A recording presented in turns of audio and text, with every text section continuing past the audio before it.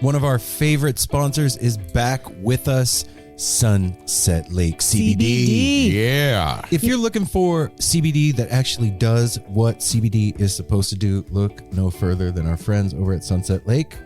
Let me break it down. Break it down, Mel. They're sustainably farmed, meaning they avoid pesticides and use sustainable farming practices to preserve the land for future generations. 1. 2, farm to table. They ship the CBD products straight from their door in Vermont directly to your door wherever you're at. Now that's cool. And third party tested. They test everything with a third party to ensure quality, dosage, and safety. You got to go over and check out sunsetlakecbd.com. They have so many products. Break it down for them, Apple. Well, they've got some new stuff going on. Like they always had pre-rolls, but now they got really cool packaging for it. And you can get CBD pre-roll flights of all their flavors. You can get the heavy hitter flight that also throws in some of their Keef blunts. They have a new CBD recovery body lotion. I'm excited about that. Mm-hmm. And what was the other? The other one with arnica. The extra strength muscle rub, 3,000 milligram with 5% lidocaine. So look, Oh, yeah, if you're lidocaine. sore, this is the stuff you want to rub on your body to make those aches and pains go away. They even have CBD infused coffee, so you can have coffee without the little jitter that you get from caffeine, and you have it in the morning and you start your day off right. Your body feels lubricated. You're going to sleep good. Yeah, and also they have, if you kind of forget to reorder, they've got subscriptions. And they're giving the No Simple Road family 20% off. 20% off. Put with in the promo code NSR20 when you're checking out at sunsetlakecbd.com. You're going to get 20% off your entire order. NSR20. And don't forget those cute little gummy bears. That's right. sunsetlakecbd.com, one of our favorite sponsors, is back.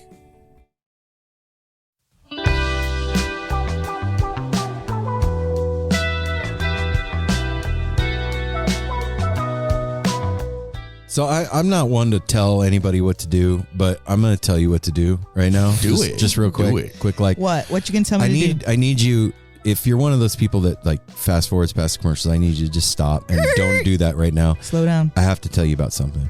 So we have a new sponsor. What? And this sponsor is Venue Llama. Venue Llama. And you're asking yourself, what's Venue Llama, Aaron? Well, let me tell you what Venue Llama is. Have you ever gone out of town to go to a show and you didn't know about the venue? You wondered about the security. You wondered what the parking was like. You wondered what the bathrooms were like, or if there was good food around there and what the hotels were like, and there was nobody to ask? Now there is. You can go to Venue Llama and find out all the lowdown, all the skinny on all the venues that you go to all the time, and all the stuff that we want to know, like, am I going to have a hard time getting through security? That's usually my number one concern when going to a show. What's the food like? What's the shortest entrance to go through? So that stuff. It's an online, it's an online resource that provides live music fans with the insider venue info that you need. A place where fans can quickly rate venues and share various tips and intel about those venues. VenueLlama.com launches in late spring, but they're currently doing a sneak peek for our listeners. Hey, check that out. So check it out. You can go to VenueLlama.com/NSR and sign up and start putting your intel into the Llama base now. And they're running, what do you call it? Beta. No, contest. Okay. Right now.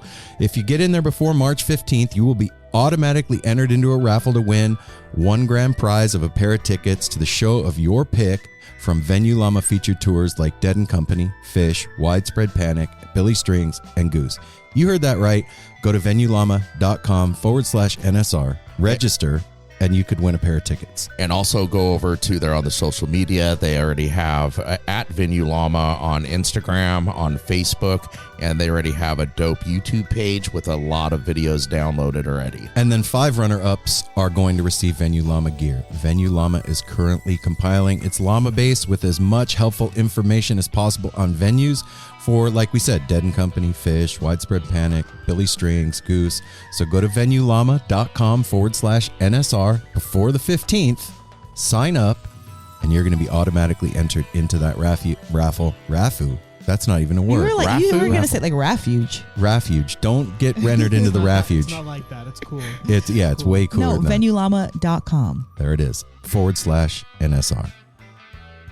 Our family over at Fire on the Mountain is doing everything they can to put the best, most delicious, amazing food in your belly that they possibly can.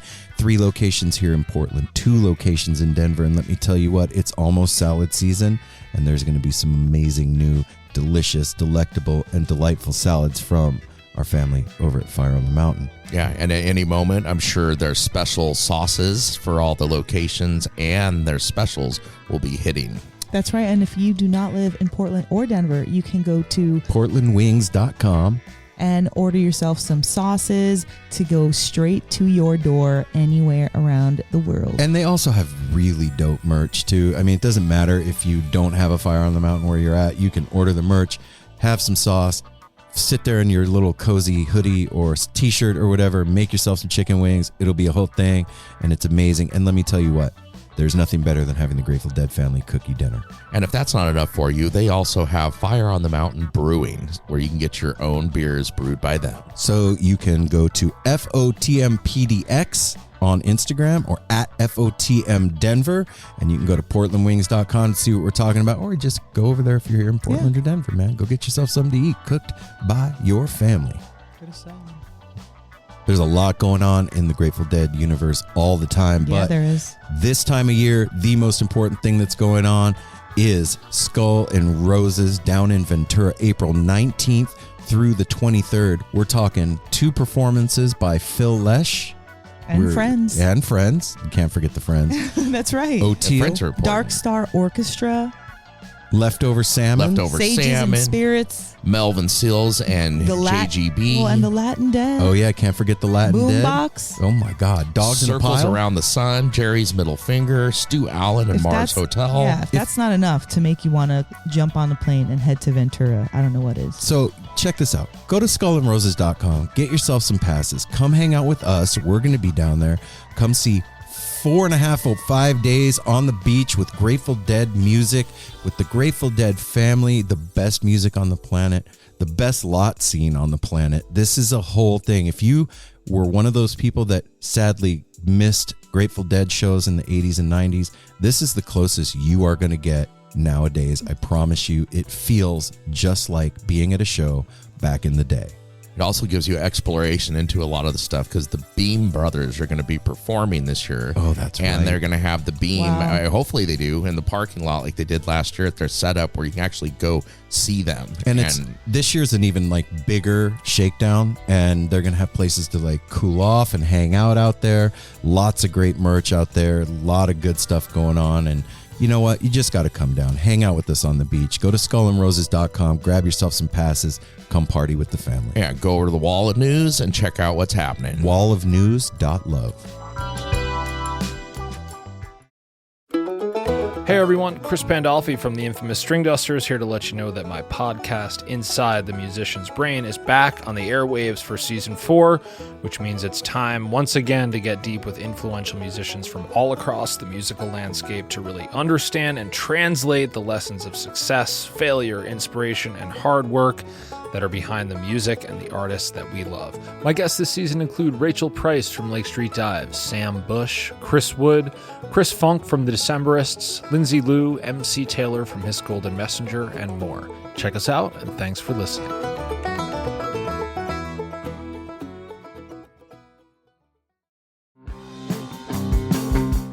We're so excited to tell you a bit about today's sponsor, Music Masters Collective. They are a nonprofit organization that produces unique music events, providing opportunities for fans and artists to meet and collaborate in an inspired and creative atmosphere. Music Masters Collective events give you the opportunity to learn from world-class musicians like Oteil Burbridge, Steve Earle, Richard Thompson, former members of the band, the Milk Carton Kids, Nikki Glaspie, the Fab Four, and Sean Colvin, and so many more. At an event like the Milk Carton Kids Sad Song Summer Camp happening this July, you can expect immersive classes, evenings of entertainment, excellent food, and a space for a lucky group of folks to learn, co-write, workshop, and perform with like-minded peers, all with the guidance of Kenneth Pattengale, Joey Ryan, and some of their favorite songwriters. This all-inclusive week in the Catskill Mountains of upstate New York is guaranteed to be magical. Scholarships are available and spots are extremely limited, so visit www.sadsongssummercamp.com/simple to learn more. That's www.sadsongssummercamp.com/simple. Check it out.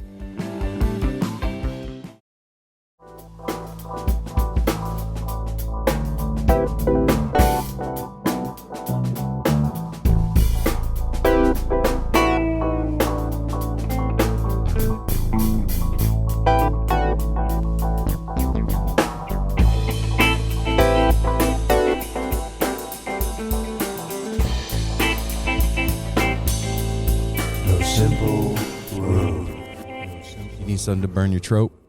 I'm good. You good? I'm good. You good, Apple? I'm good. You as good as you can be right now? I'm as good as I can be right now. That's right. That's good. Hanging in. Hey now, No Simple Road family, are you good? Are you good? We good. We all good. This is Aaron. This is Mel. And this is cinnamon. Oh wait, Oh, cinnamon. shit. Cinnamon I apple. I already forgot. It's apple. I'm just joking around. Would you be cinnamon apple? No, Apple the Jacks. reason I saw that is because of the Apple Jacks box. We never buy Apple Jacks. Yeah, cinnamon And I saw toasty. that and I was like, oh shit, my new nickname is Cinnamon. I have a bone to pick with Apple Jacks. I do. Why? Because What? first of all, there's no apple in Apple Jacks, but there's a big apple on the box. It's like an apple cinnamon flavor. No, there's no apple anywhere near. They didn't even walk there's not. by that There's cereal not like with an real apple. There's some artificial Maybe it's- sugar spray. It's just like the mascot. That's it. Like Fruit of the Loom doesn't have apples in it, but it's Well, part of that's their underwear. mascot. It's not claiming a Fruit of my Loom Fruit of the flavored Looms have underwear. apple in them. Ah, yeah, Yours they are do. special apple. God, I wish I had a rim shot on the I want a rim shot. Yeah, This I dig it. episode of the No Simple Road Weekly Rewind. I don't want to forget before we get rolling into our It's brought insanity. to you in partnership with the Edible Beats. Out of Edible Denver, Beats. Colorado. If you don't already know who the Edible Beats is, you should go online and just type in the Edible Beats Denver, and you will find a culinary journey world that you can traverse your way through. And if you're lucky enough to live in Denver, you can actually visit one of the amazing Plethora restaurants. of restaurants. And I was thinking about this the other day, like when you go to any other restaurant in the whole wide world, you sit down, you get your food. It's great. Like we went to Shalom Y'all here. It was Yeah, wonderful. We had sure. an amazing experience. But I think the difference with the Edible Beats is like intentionality. So if you think about life and being alive on planet Earth as frequency and vibration, and how intention can be infused into building a guitar or playing music or cooking food. Absolutely. This group of restaurants and the people who run it are very intentionally changing the way that the food is made by the way that the employees are treated and respected. And then in turn, the employees and the people who work there are making the food in a different vibration. I mean, not to be all heady about it. Well, but- furthermore, makes sense. it's helping us to create our weekly rewind with more intention to raise the bar and come up to where Edible Beats is. Right. And I will say this too, that like we have sponsors on No Simple Road, right? And it's great having partnerships with people like we do.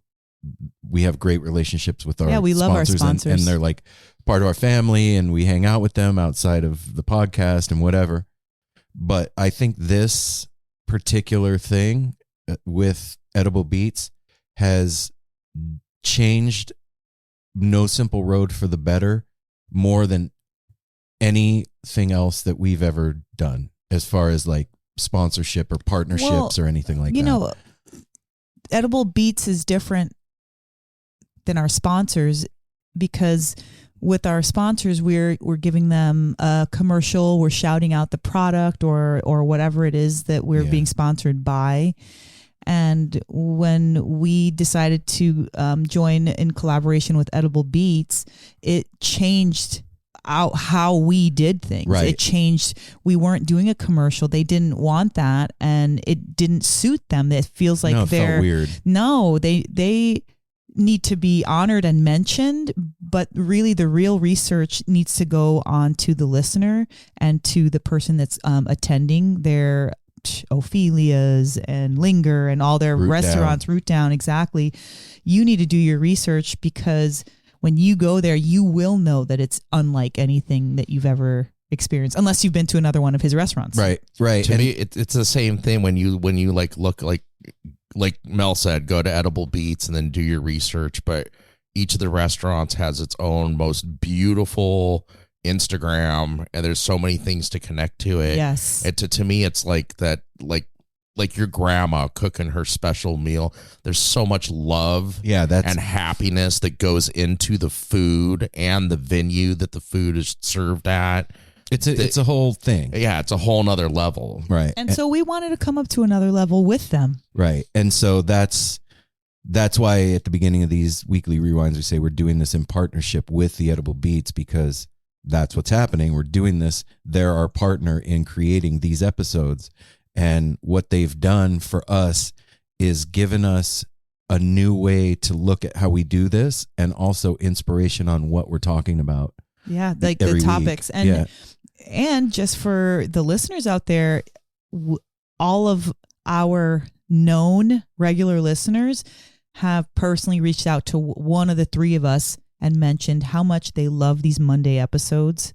And so that's why we're doing this again. This was because of the Edible Beats. We were doing episodes prior to this, but it's just like a different vibe, a different headspace that we were in. Yeah. And there's a lot going on in our world right now, in the No Simple Road world. I'm just going to do a quick little commercial for our Patreon.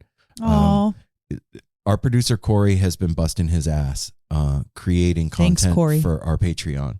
And so we've been doing these side road episodes. Like Mel did a side road, I did one, Apple did one. We also did one with, what's his name, Apple?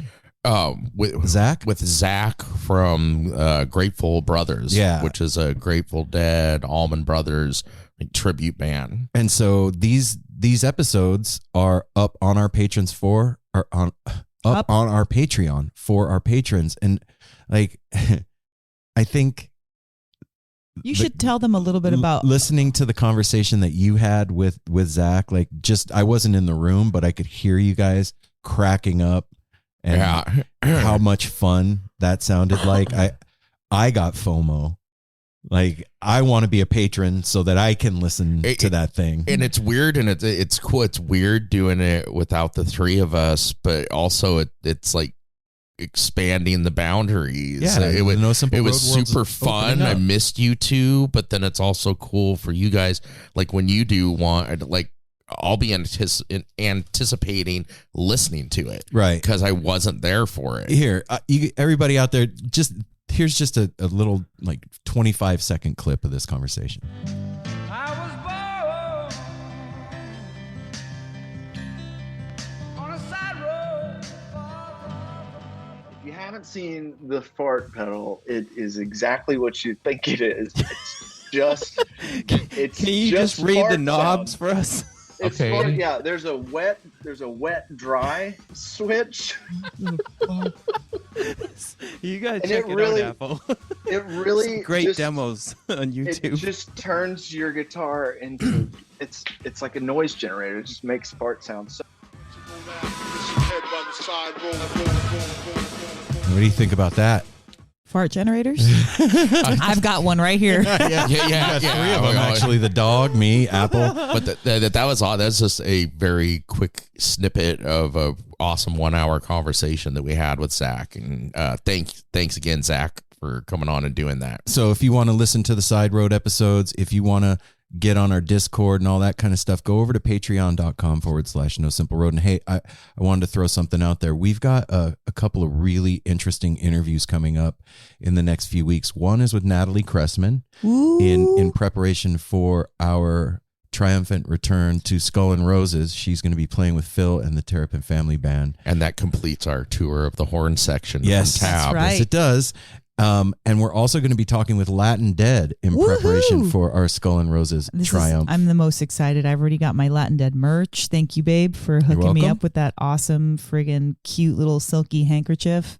I'm stoked. So I wanted to throw something out there to all of you. If you like have listened to No Simple Road in the past and we've had guests on and you're like, I wish they would have asked thus or so. You know what? When they talked to John Kadlec, I wish they would have asked him about his guitar or whatever your question was. I like thus and so. Yeah. If you join the Patreon for $5 or more, you get access to the Discord server. And here's the deal I'm making with all of you. If you do that and you go on the Discord, you know that we've got Natalie Cressman coming up and you know that we have Latin Dead coming up. And if you have questions that you would love to hear us ask, you can submit them through the Discord and That's we rad. will possibly do that. So, that's a little added bonus. You could get your question asked to Natalie Cressman or Latin Dead or any of the guests that we have coming up. So that's our Patreon deal. Well, and one more thing about that. We are putting a lot of content on there and focus on it. One, because we want you to join Patreon, but also No Simple Road is growing so much and we're already putting out 2 episodes a week. And there are still people that want to come on the show, which is something that is great, amazing. And in order to do that, we need to be able to have another outlet to do that because otherwise we'd be like a 5-day-a-week show. Yeah. So we encourage you to go out over to Patreon and see what's going on there and listen to some interviews that we want to do, but we can't necessarily do on No Simple Road just because we're freaking busy. And here's the bottom line for Patreon and Discord and all that.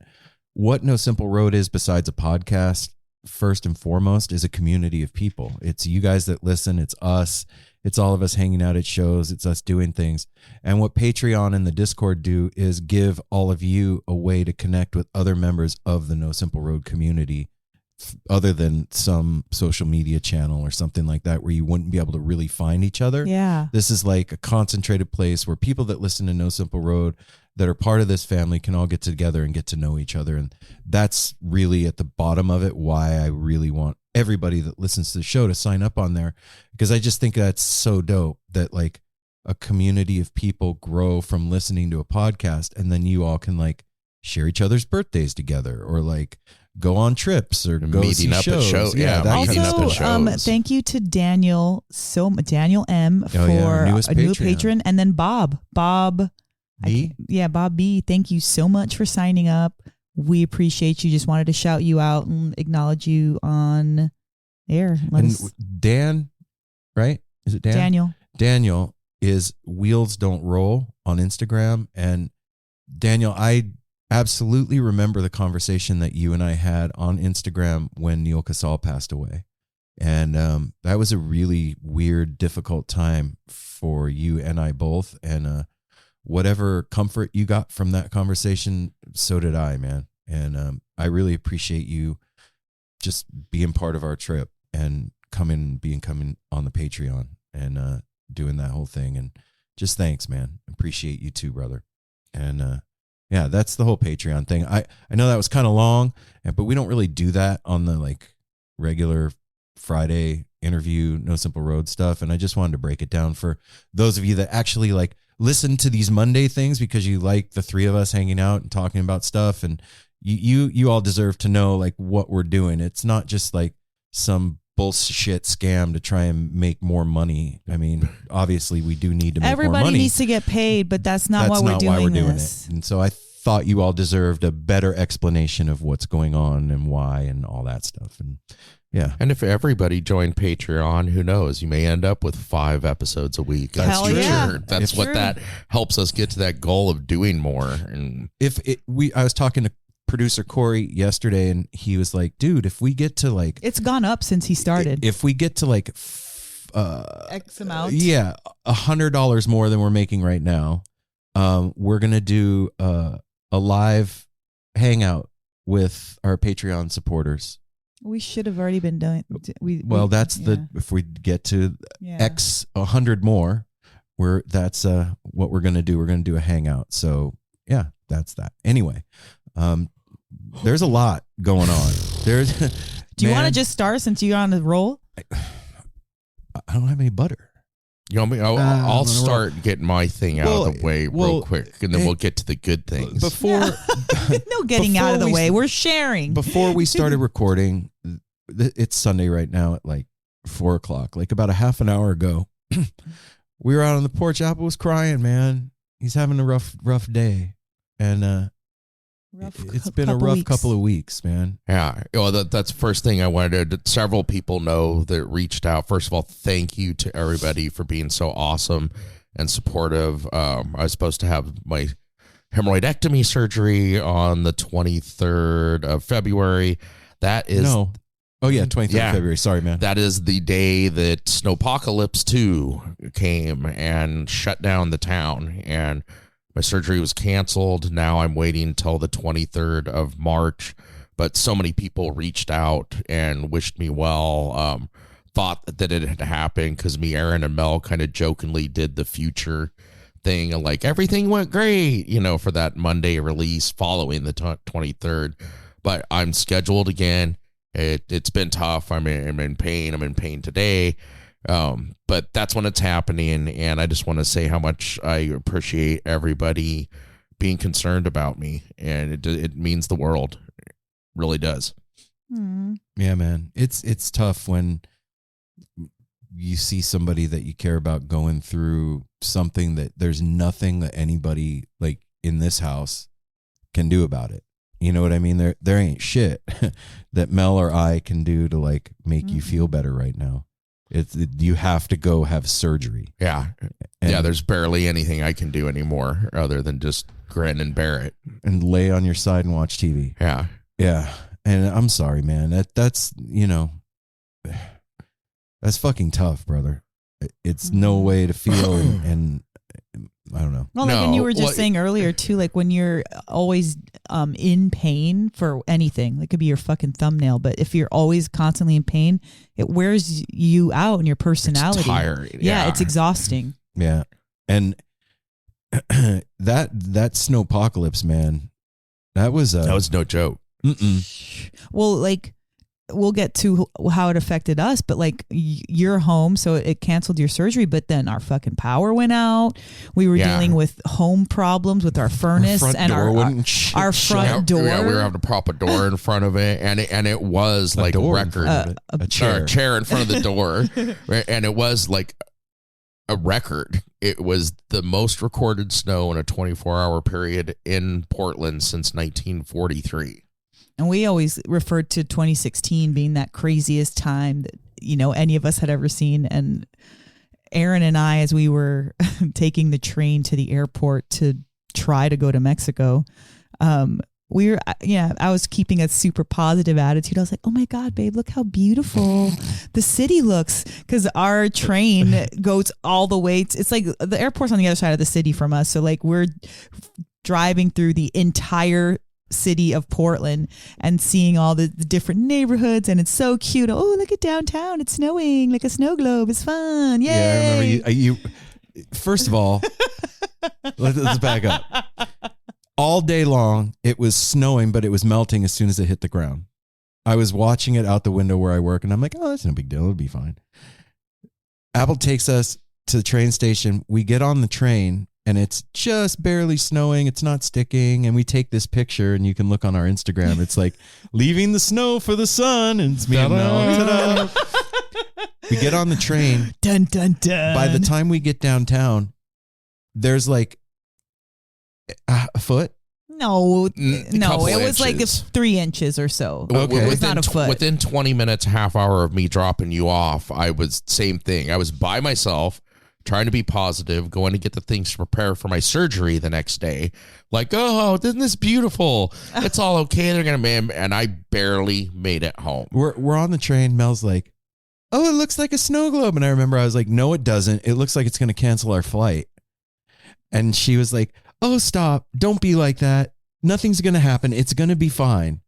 And I was like, okay. So it was you. And I'm sitting there and like my heart's pounding now. And I'm like, oh my God, what if the fucking So think about, I just want everybody to get the idea. I'm fucking so stoked. And I have fucking Mr. Wet Rag next to me.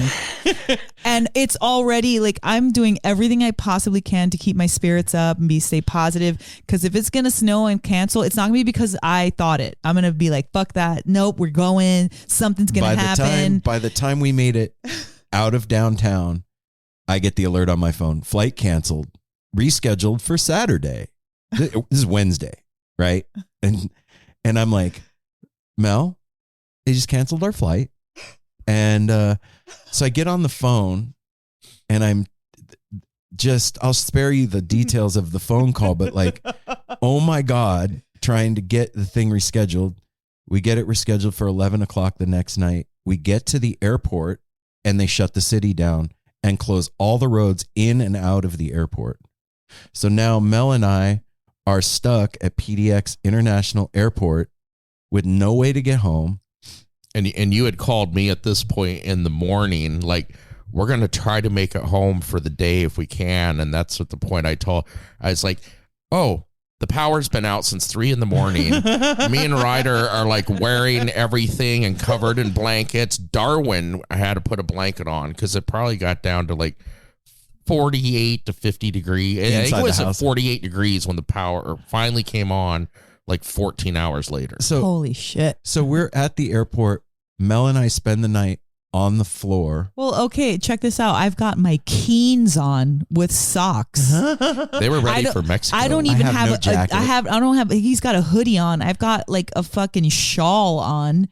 And no like thick sweat. You didn't take a jacket either? No. Okay. We're going to Mexico. I didn't even have fucking shoes with fucking toes on. I knew you hadn't, but I didn't know. Yeah. I was like, what the? And so Aaron's fucking shivering. I'm freezing. We're trying to find a place to lay down. I start talking to this lady about her fucking flooring. The roof is leaking. They have kiddie pools laid out inside the airport catching the water that's leaking into the terminal. That's crazy. It was so we spend the night on the floor. We're like, okay, 24 hours in the airport, not that bad. A sweet angel heart of a lady comes over and tries to, first of all, she was kicking us out, so she wasn't that sweet, but she was TSA and she was like, well, sweetie, let me see your passes. Let me see what I can do for you. She really was trying to hook us up. She was trying to get us back through security so we could like be where it's more comfortable. And there was like places that were open to eat, and because everything had shut down, so you couldn't get coffee, you couldn't get water, you couldn't get food. No, thank God for my fucking always thinking ahead and bringing food. Always trail mix that food and those cookies, those freaking shortbread cookies. God. It was. Let me just stop because I'm getting worked up. I'll let you finish. So we spend the night. We wake up in the morning, or we get off the floor. Yeah, in the morning, there's no waking up. And we're sitting. We're looking out the window, and it's just snowing and snowing and snowing and snowing. And then our flight cancels again. And so we go back up to the counter, and I say to the lady, I'm like, look, if we get out of Portland, like to Eugene or Seattle? No. You just don't change the story. You wanted to go to Eugene, and I was like, fuck that. We're not going to drive through Portland to go to Eugene. While you're talking to that lady, I look up Seattle, and I was like, tell her Seattle. Finally, you open your mouth, and you're like, how about Seattle? She's like, with her little fucking nails. And it was like, next thing you know, yeah, I can get you out. Get you out of Seattle. So we rent a 4x4 pickup truck and go down. We run down to the. He doesn't tell me how much it is. No, I didn't. No, it didn't matter at that point. I didn't care if it was $1,000. We were renting whatever. So, and then it was $450 to rent a 4x4. I didn't care for a day for one day, and we rent the 4x4. We get down there. They bring the truck. We get in. We pull out of the rent-a-car place onto Airport Way in Portland, and it's solid ice. And it's the scariest driving. I can't, like, you people that live in Michigan or like back east where it snows, you have snow plows that come and you salt your roads and you put mag chloride and all the stuff, right? Not here. They don't do anything. We don't do any of that. There's no plow. There's no nothing. It had rained, snowed, rained, and snowed. Somebody and frozen. asked if one of the 3 plows in Portland didn't clear the airport. No. No. So we drive out. We're driving behind the airport here on this like back road because that's where Siri's telling us to go to get to Seattle. And down the road, I see a line of cars and I'm like, oh shit. And everybody's turning around. Yeah. Like everybody's like going forward and then you see them make a U-turn. And these U-turns are not fucking easy to make on ice. At the end of where this road stops are 2 jackknife semi-trucks. And the guy in front of me goes to make a U-turn and slides off into the ditch on the side of the road. And can't get up. And there was like kids in there. Yeah. There was a lady. It wasn't a guy. And so at this point, I'm white-knuckled on the steering wheel. And I'm thinking to myself, okay, this is your one chance. If you fuck this up, you're going to be not only not going anywhere. You're going to be in a ditch. You're going to be in a ditch. Nobody's going to be able to come get you. You're going to be in a rented car until this thaws out on the side of the road.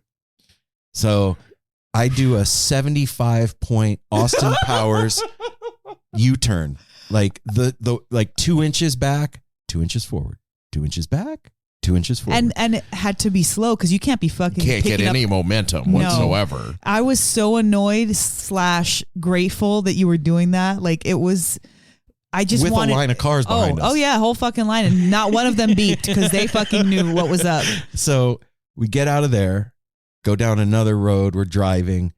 It's like the kind of ice that if you stop, you slide. When you're stopped, whatever way the road is banked, yeah, you're going to slide off the road. So I tell Mel, I'm like, I'm not stopping. We're not stopping till we get to the freeway. And lo and behold, we make it to the on-ramp of the freeway. There's one bridge that goes over the river into Washington.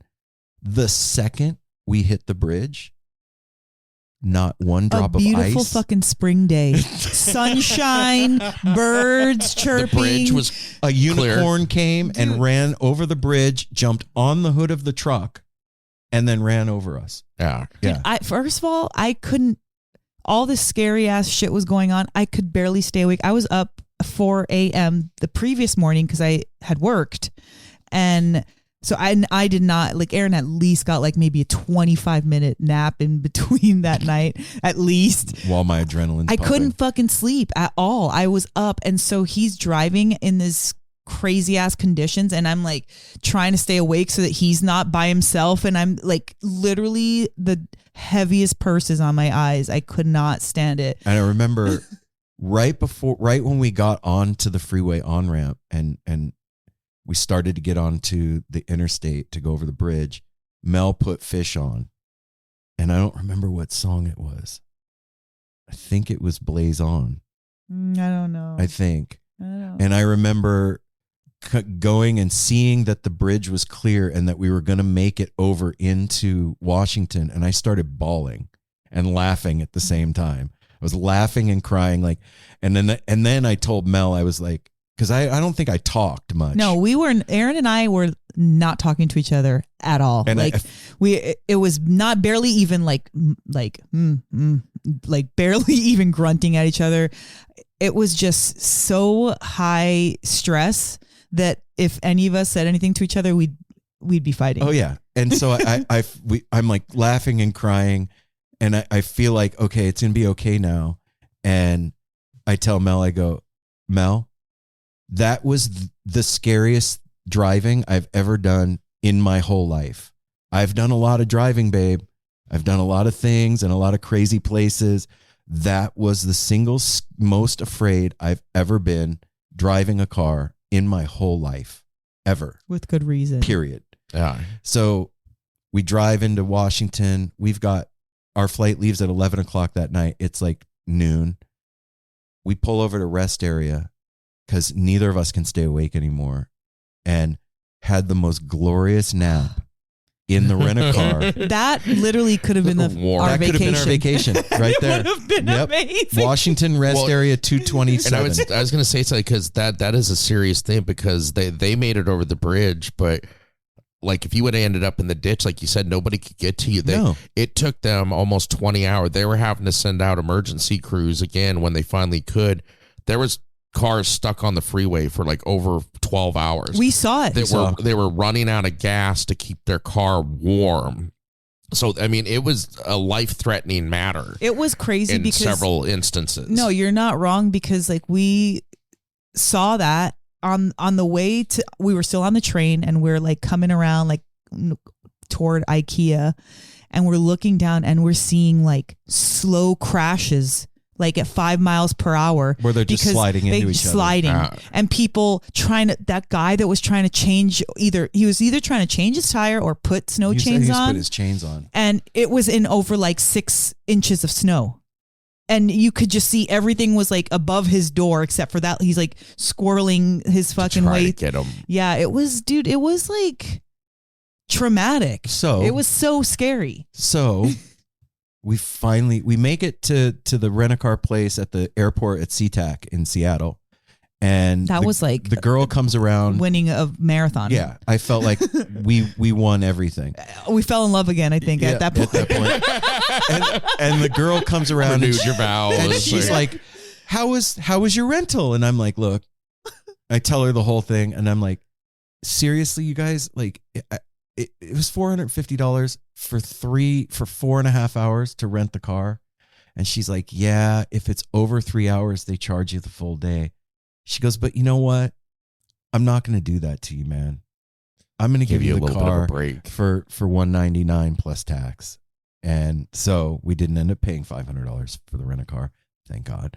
And we go into the airport. That was the one time I was willing to let Aaron tell the story, because every time he told the story about 7 canceled flights and what we're telling you now, Mike, the steam was building up in my fucking ears and starting to come out, and I could feel like my blood pressure rising. I'm like, I don't fucking want anyone to know about this. I don't want to hear about it anymore. I'm already living it. And so, I heard that in a little of the background on the day before you guys had gotten out. Aaron asked you something. You're like, what do you want me to say? He was like, babe, what should we do? And I heard Mel, and I was like, oh, well, okay, hang in there. Well, what was happening was Aaron is like, I'm going to get us a hotel room. We're going to get an Uber. And I'm like, who the fuck do you think you are, dude? Like, nothing is moving. Where are you going to get an Uber, and what hotel? Everybody, like every single person that was in the airport couldn't get home.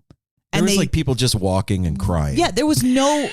Literally. There was like animals in their little freaking bins and babies. There's, again, no water, none of that shit. So like he's like all like trying to be all brave, like, we're going to get... I'm like, what do you mean? It was just very nice thinking, but I was at my wit's end. I was trying to be positive. Yeah. trying to keep that positive that's spin. what happened. Like, it was like yin and yang with us. Like, I was like trying to be positive and like, we'll get through I'm in this. the toilet. And then Aaron's like... And then Mel would be in the toilet, and I'd be like, it's okay, babe. We're together. It's fun. It's okay. Anyway...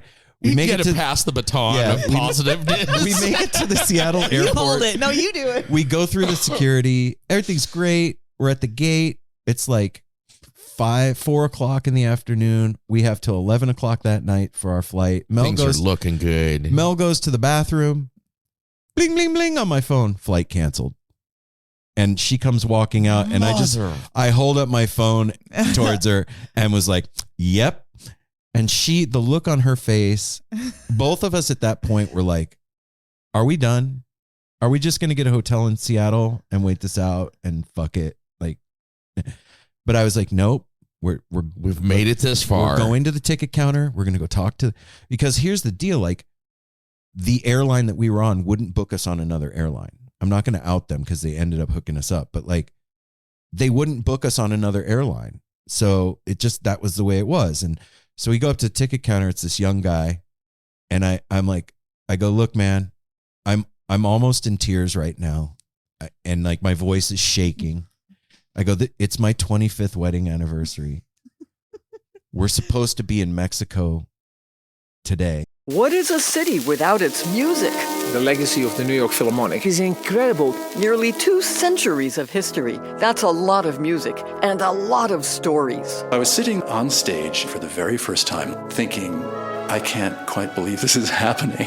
Join me, Jamie Bernstein, as we explore the history of the New York Philharmonic. It's the NY Phil story made in New York, a podcast about a city, its people, and their orchestra. Listen wherever you get podcasts. I tell him the story. You guys just canceled our flight out of here again.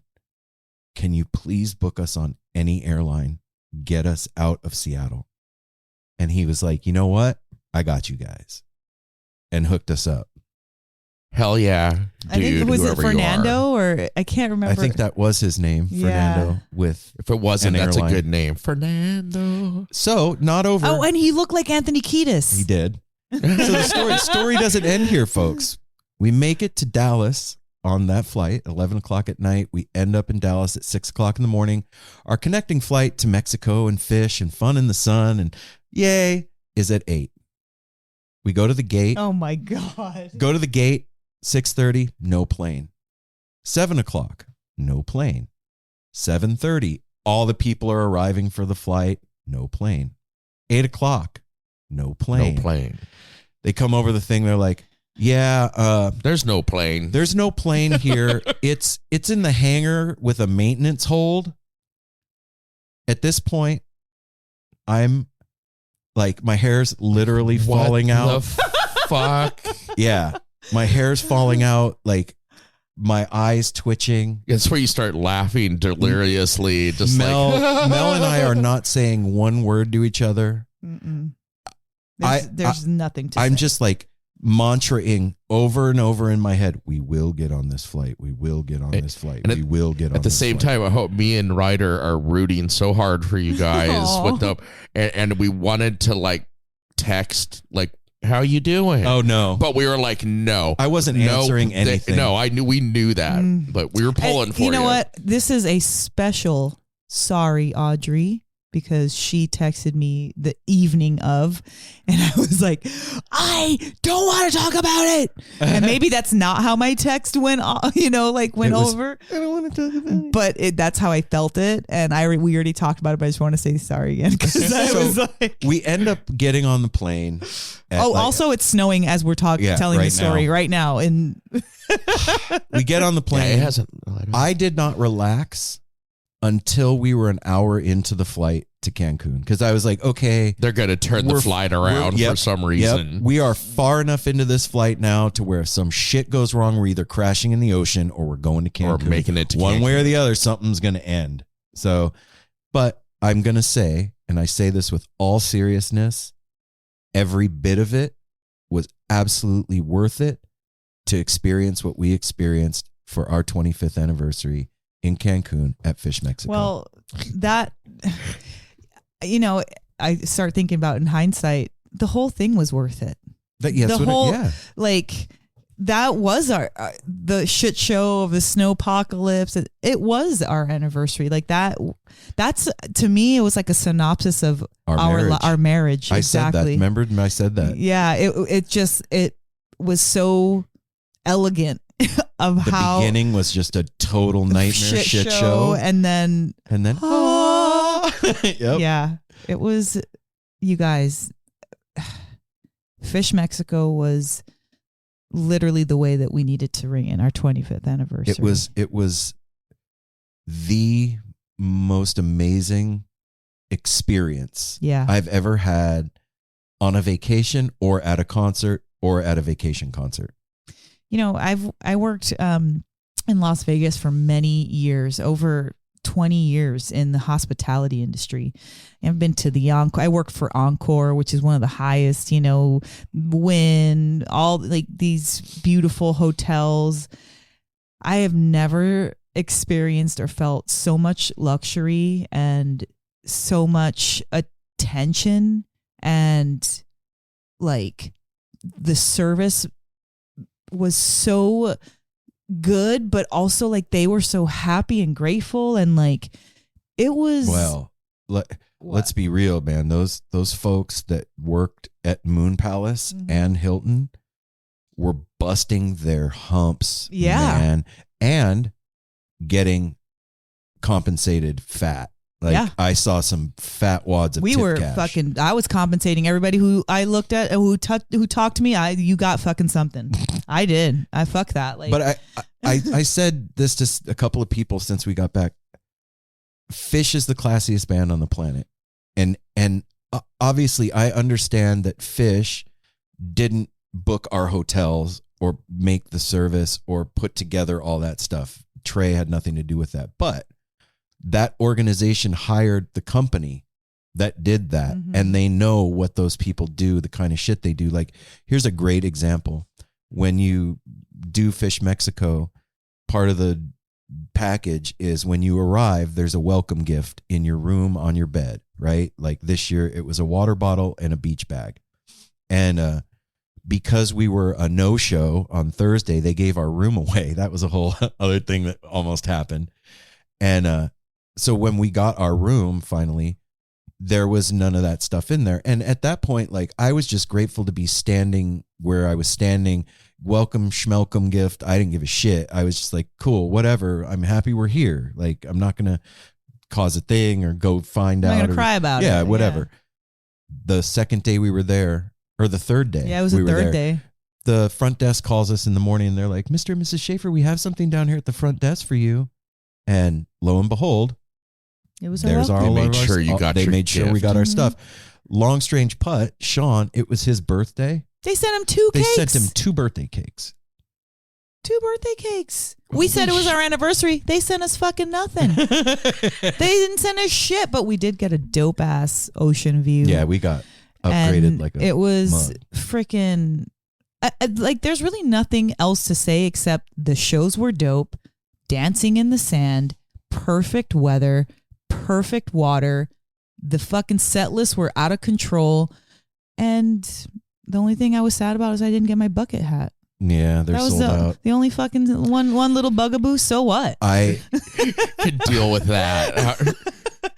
When we were at MSG, the people that were behind us, we told all you guys this. They had said to us in 22, was that April of 22 or 21? No, 22. Okay, when we did the April MSG run, they were like, if you guys need to like take out a loan or put mortgage it on your credit your house card or do whatever, you need to go to Phish Mexico. We never found them. No, but I'll tell you what, like, you hear that from somebody at a show and it's like, yeah, whatever. They were so fucking right. I know it's expensive and it seems a little ridiculous. It is. I will say that. It's stupidly expensive. And if you can't afford it, don't fucking do it. But if you can kind of maybe try to afford it, a little, fucking do it, and you won't regret it at all. It's incredible to be like, not have to pay for anything is just crazy. Like, you just go to the restaurant and have dinner. Yeah. And then basically, like you said, the only thing you need to have is to be cool is like some tip cash. And money for merch if you want to buy merch or whatever. But like every detail is thought of. Pool parties, buffets, activities. Both of you describing like them walking with drink trays through the crowd at a Phish show and not having problems. Okay. We were there it was a 4-day show, but we were there for the 3 days. In 3 days, I saw one lady spill one drink. I didn't see any. One time. And they were in the front rows. In the pit. They were in the fucking side. I mean, they were everywhere. So think about the pit at any show you've been to, what it's like with people dancing. There were waiters coming through the pit with full trays of margaritas and beers and waters and mojitos. Some of the trays were lit up. So, like, dude, they were dancing. Some of them were fucking dancing. Then you see the guy with the tray. 2 seconds later, you see the guy with the fucking bag picking up it sounds like they had the key, because we all know to get through floor almost anything, you have to dance through it. You can't walk and be like, excuse me. Mm-mm. They had the flavor and the flow. My favorite guy was the second night we were there. Younger guy serving beers came through, and it was the last beer on the tray, and nobody was taking it.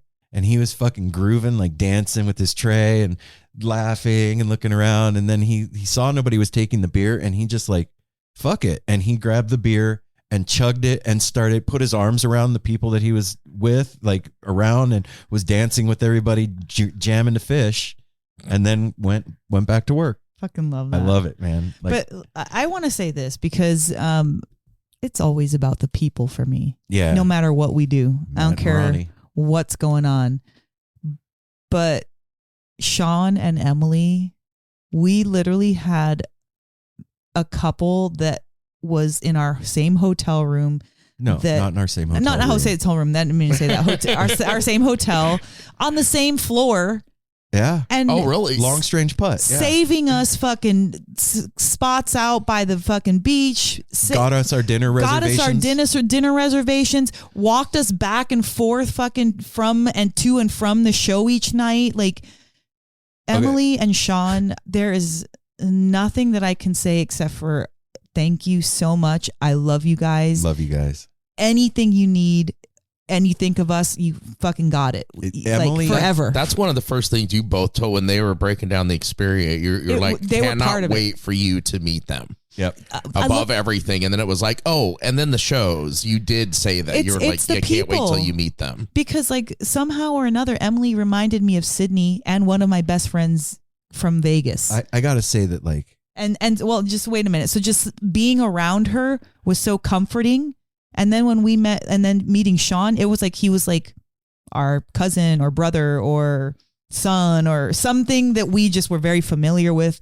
And they were so amazing, funny, sweet, loving, fucking killed it dancing. Just Emily. Love you guys. Emily is a sober Phish goer, and the Moon Palace is a maze, sober. It's everything looks the same. It's the same hallway everywhere. It's the same building everywhere. And it's not easy to find your way around there. And after every show, she made sure that we made it where we were going, back home. Escorted you she is, they call her the Sherpa. She is the best Sherpa. She was our ever. Sherpa and best. I'm telling, and thank you two for fun. taking care of them. Grandma and Grandpa needed Sherpa. Yes, thank you. Well, thank you for that, Emily. Well, okay, so then even this again, people always make up the entire thing. They needed to go to the bathroom. This was like the third night, right? Or third, whatever night it was. I think it was the last night. Sean and Emily had to go to the bathroom. We ended up bumping into a couple that we had been dancing with all night. It was a second night. Oh, Matt and Ronnie. And next thing you know, they're gone. So it's just me and Aaron and Matt and Ronnie. And we had the time of our life with these people. Oh my God. And look, I don't think anybody who listens to the show, you guys all know how much I freaking am all up on my kids' snacks. I love my kids. They're the best people in the universe. But talking to Matt and Ronnie made me feel like they made me realize how much I love my kids. And I can't thank them enough for that. Like when you talk to somebody who you've never talked to before about how proud you are of your kids. And I wasn't trying to brag. That's nothing to brag about. I'm just talking. Just their intent listening and our connection. I love those two forever too. Yeah, that was just something that was so special. What a great chance meeting, and we love you, Matt and Ronnie. Before we left last year, actually at String Summit, our friend Brad had told Melanie and I, he was like, "You guys, Brad is a message deliverer. Mm-hmm. He gets downloads and delivers messages to folks, and he was like, Aaron and Mel, you guys need to go to Phish Mexico. Like, put it out there that you want to be there, and you'll be there. There's something down there waiting for you." And actually, we were talking about this in the kitchen today, and Mel was like, "I don't know what it is." You just said what it was. It's the relationships that we now have connected with those people, that's what was waiting for us down there. Yeah. Those people. Honestly, that's what you get to take home from it. If that's what it was, I will fucking take it every day of the week. Like, look, man, those shows were amazing, but they were not my favorite Phish shows I've ever seen. They were amazing, and I can't say anything negative about them at all. But they just weren't my favorite. But the experience, that's what it was about. People. And that 2001, what? If you have live Phish, I beg you to go listen to the 2001 from just, there's 3 songs that stood out to me from the run more than any others. The 2001, the Split Open and Melt, and the Bathtub Gin. That Disease was dope too, though. Yeah. No, look, the ones that stood out to me was Susie Greenberg. That never stands out. I could care less. But my mom showed up in Mexico. Everybody's chanting Susie. That's Mel's mom. That's my mom's name. That 2001, and then the Yem with the Yem. what? I forgot that one. You guys, just listen to those shows after you listen to this, and you'll get it. I just want to stop and point out for everybody listening to the show that Mel is picking her favorite Phish songs from a Phish run. Mm-hmm. This is a person that wasn't really into Phish a few years ago, and all of a sudden is calling songs before Trey calls the song. Okay. And not just calling songs, she's getting kind of statty about it. Mm-hmm. It's not the best. It's not as good as the Eugene 2001. So the thing she said, I'm just like, oh, damn. Wow, guys. You guys have rubbed off on me. It's your fault. That was you. You said that. It wasn't as good as the Eugene 2001. But, those drops were really good in that one. About 3.5 minutes in, Mike hits that bass note. Hey. Look, I mean, just that's how it happens, man. And then I just want to shout out Megan from Helping Friendly Podcast, RJ.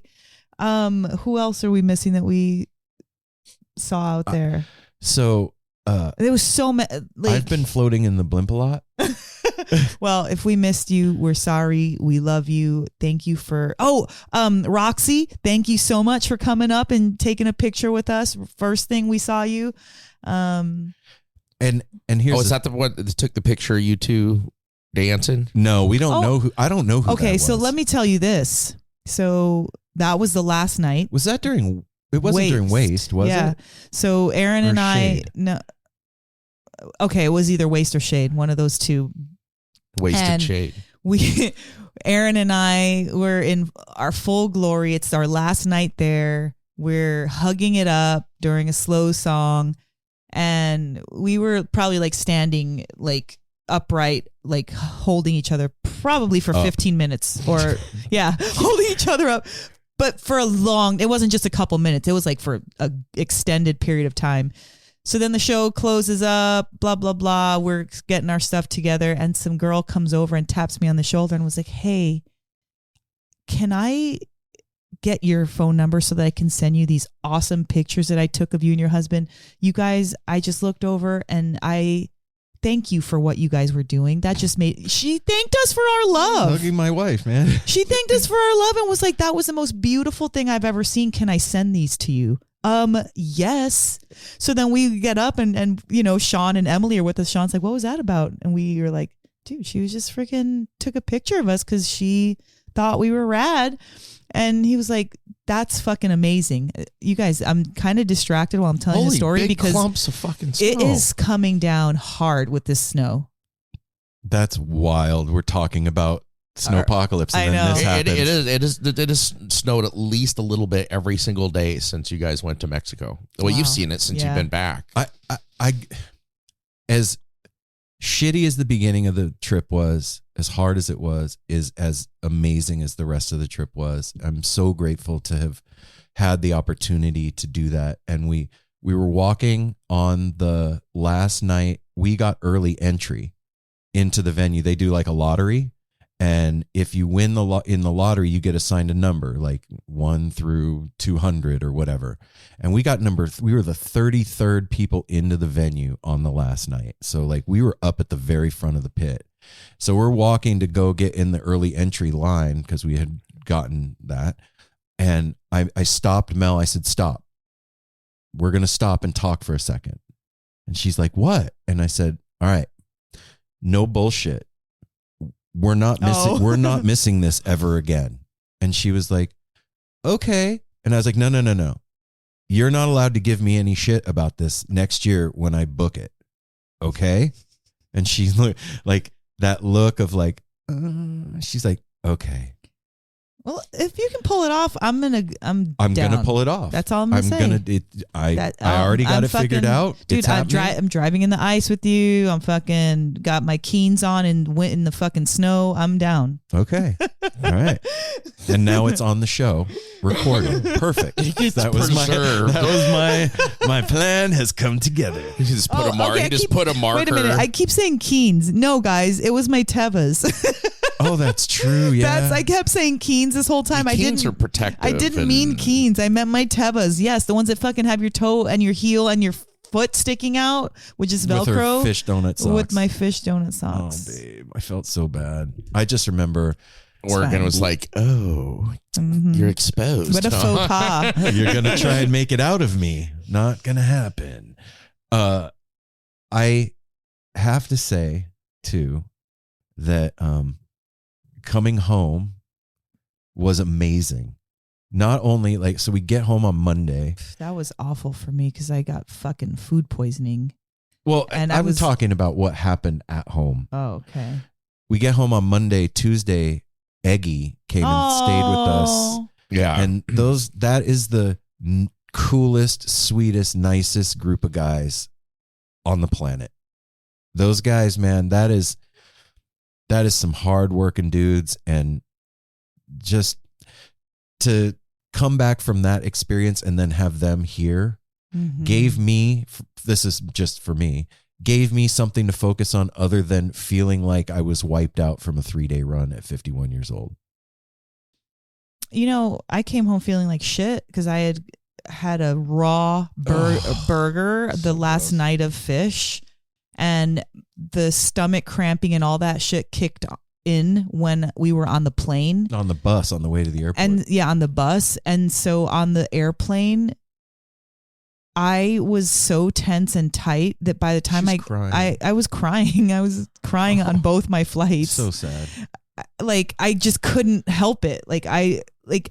My eyes were tearing, and I was like, everybody knows if you've ever fucking had to take the worst shit of your life or puke or whatever, like the knots that happen in your stomach, and like you're sweating. I'm sitting in between two people. I'm always in the middle seat. I'm like, and like it was so painful that nothing had to come out yet. It was just like the pain of it was inside of you happening. Exactly. So when we got out, like finally at the end of the night, I was so spent and hurt. Like I just felt sore everywhere because of course you're on the fucking plane. From being tense. Yeah, tense and shit.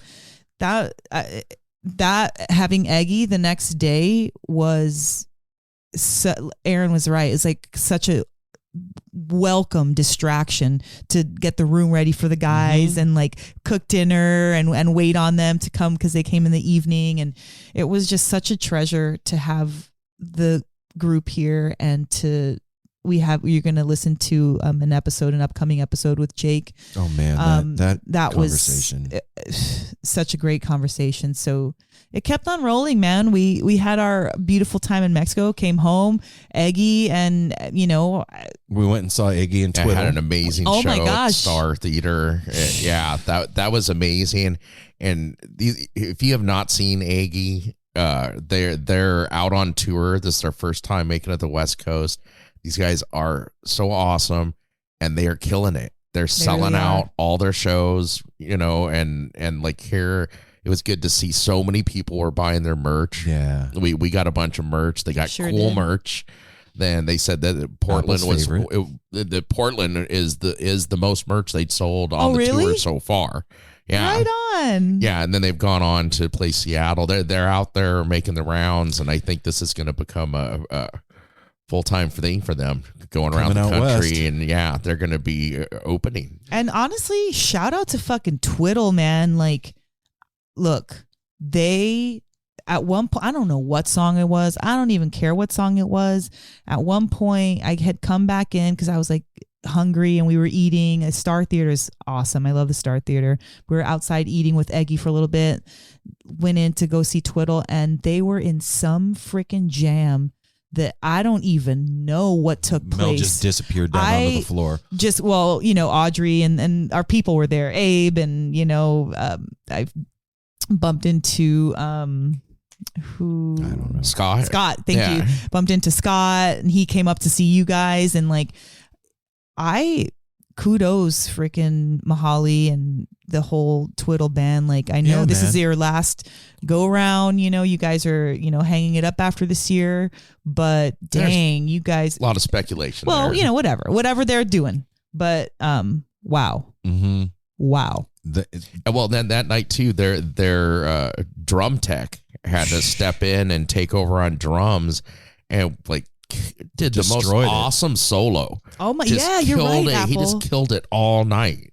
And it's not stopping. Tonight we're going to see Umphreys, and then if you're here in Portland on the 9th, at the Aladdin, right? Is it at the Aladdin? Yeah, Andy Frasco and Big Something. And Big Something. So come hang out with us there, man. We're going to be at those shows too. We're not going to sleep. It's not happening. We'll sleep next October, November, right? No, I'm going to start looking we got tore down if Phish we Halloween do that. to do in Vegas, and no, they haven't announced that. I don't know what I'm talking about. So things will be happening. I'm exhausted still, and a 3-day run is no joke.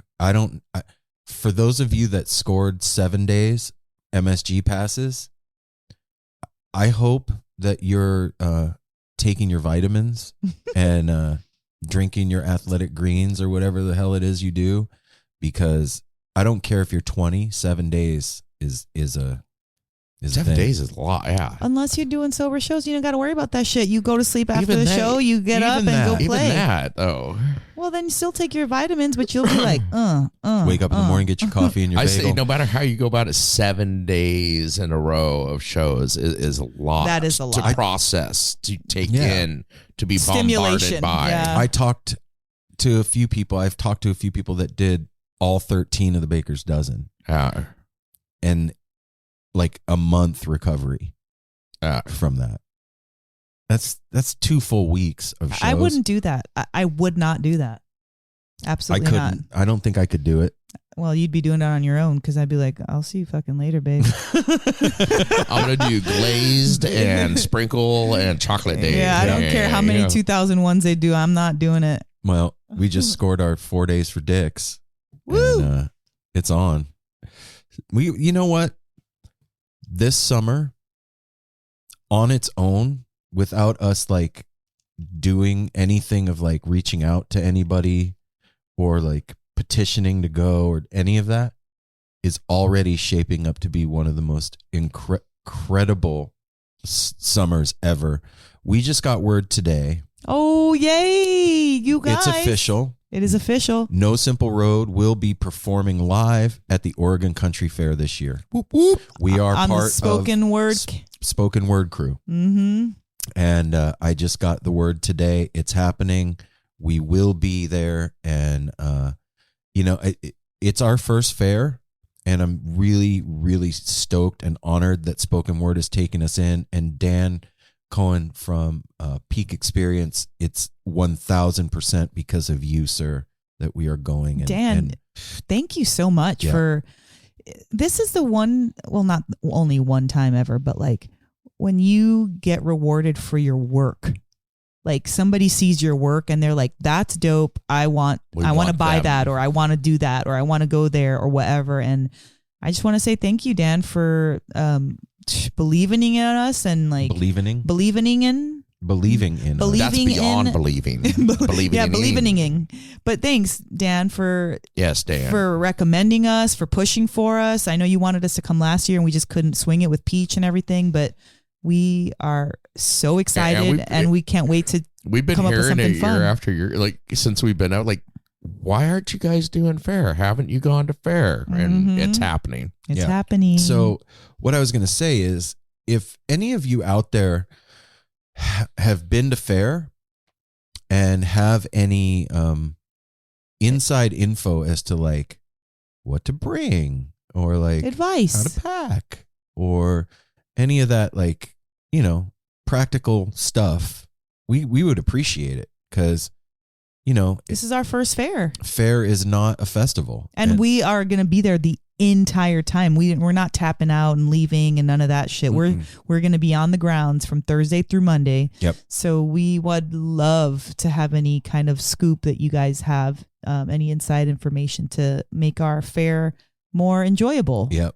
And I mean, make our fair fair. Yeah. We're going back to Skull and Roses, April 19th through the 23rd. We're going to Dick's. We're doing the Peach Festival and doing Mojo Fair, Mojo Family Fest. That's, yeah. When is Mojo Family Fest? Help me out, guys. Is it in June? June, beginning of June. Hang on. It is. Stand by. The dates for Mojo Family Fest are June 16th through the 18th at Rhythms Ground in Sandy, Oregon. Ooh. With performances by Bodhi Mojo, Sponge, Family Mystic, The Copper Children, The Quick and Easy Boys, No Simple Road, The Muddy Souls, J-Sci Proof, Brother Gabe Trio. All right. A lot more. Super Secret Band, Flying Caravan, Campfire Boys. blah, blah, blah. You know what we're talking about. So if you haven't got your tickets, please go to the Mojo Family Fest Instagram or Bodhi Mojo's Instagram and follow the links in their bio. You can get your tickets and come camp and hang out with No Simple Road and the wider Portland weirdo music scene. Good way to put it. Yeah. Well, I mean, it's not just jam band anymore. There's a lot. Yeah. No, it's music. We started out as a Grateful Dead podcast. Remember that. That's how we started. And now, oh yeah, we're a jam band. No, we're not. Like, this is the greater music, and it's our generations, like ours and our kids' generations, that we're reporting the music and the art scene and everything that's popping. Yeah, man. As much as we can get to. Huge honor to be able to do this. Yeah, we're open. Well, I think everybody listens knows that we're open to every. It's not like, no, we don't do that. It's like we fucking love everything. If Taylor Swift wants to come Bring on it No on. Simple Road, let's go, Tay-Tay. I'm all Tay-Tay. I've always been about you. Just Same ask here. around. Rihanna? Always been. I will get in a fight over people who make fun of her. Oh. Dude. Hey, Apple meant that. Like, for real. Yeah. Don't haters gonna hate. Hate. Shake it off. That I always said that. Even when the kids were little, I always was like, shake that shit off, because And it's fun to shake it off. It too. is. It feels good. It kind of reminds me of Tom York, Radiohead, I find when he this gets to his be a hand good going. stopping point.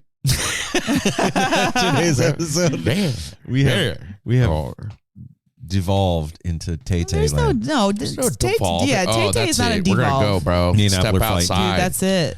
Apple, If she fucking changes the way the ticketing system, you're gonna eat your words. I didn't talk shit. Yeah, you said devolve. Okay, well, I did talk shit. But anyway, Apple, do you have anything? Dude, Apple's fucking side-eyeing Aaron over here. I got a little heated. Do you have anything you want to report before we continue to end the show? No, just that was my update. My surgery is rescheduled for the 23rd. Just again, thank you so much for everybody for rooting for me and sending love, positivity, everything. Especially to the Raverts, because they were ready. That they thought that we just couldn't get out of here when they followed up with it. That they were willing to like jump in their 4x4, get here, go through whatever needed to be done to get me to the hospital for my surgery, but they had canceled all surgeries for the day. I forgot to mention something as well. Ben and Tiff, they're the owners of Rhythms Ground, called us at the airport, knew that we were stuck. We're going to jump in their 4x4 and bring us food. Yep. Yeah. They fucking did that. They said that. Yeah, that's the kind of road dogs. Yeah, exactly. Salt. Talk about freaking road dog. Yeah. Thank you guys. Love you guys so much. Can't wait to see you tonight. Everybody, happy Monday. You know, it's the beginning of the week. Go out there and just relax this week. It's okay. everything that's happening right now is temporary. No matter what it is, it's temporary shit. It's not going to last forever. Sometimes it seems like it's going to last forever, like Apple and his deal that he's going through right now. But 6 months from now, y'all are going to look back on whatever's going on right now and be like, phew, made it through that, and on to the next thing. So take it easy this week. Remember to breathe in through your nose and out through your mouth when you get stressed. Lower your shoulders, loosen that neck up a little bit. And until next time, smile at a stranger. Safety third. Hydrate. Remember to wash your hands. Support your local music scene. Yeah. And start to get your garden ready. Spring is almost here, even though it's snowing in Portland, okay? It's time to till and mulch. Yeah, that's going to end stuff. It's going to be like, boom. Okay, done. All right. We love you guys. We'll see you next week. Peace.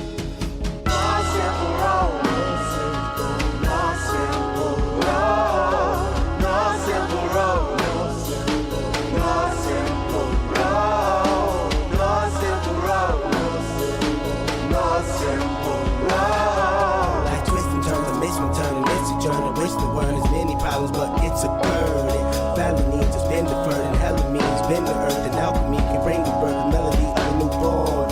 So persistent, so resistant, so insistent, so commitment, so resilient. Or haven't you learned it? No simple road. No simple road.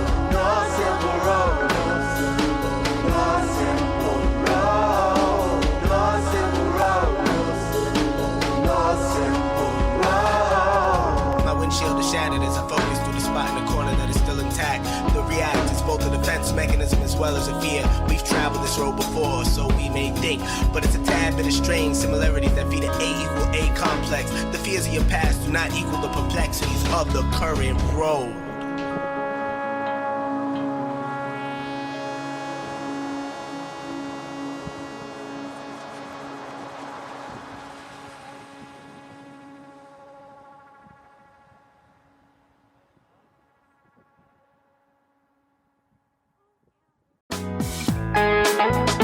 Hey listeners, I want to tell you about the April-May 2023 issue of Relics magazine. Features a Dave Matthews Band cover story with additional articles and interviews with The National, Graham Nash, Wayne Shorter, ALO, Ivan Neville, our friend Eric Krasno and Stanton Moore, Marty Stewart, and much more. Check out the latest version of Relics and subscribe now at relics.com/DMB. Thanks, Relics.